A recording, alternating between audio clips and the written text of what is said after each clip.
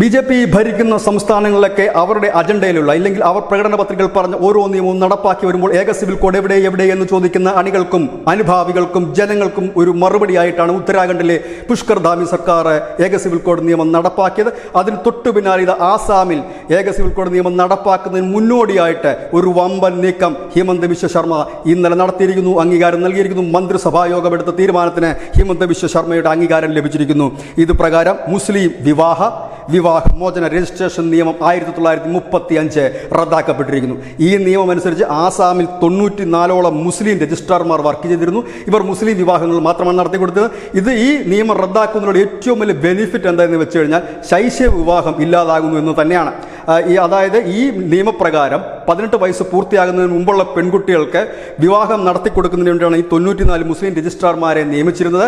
ഇവർ ഈ നിയമത്തിന് കീഴിലാണ് പ്രവർത്തിച്ചിരുന്നത്.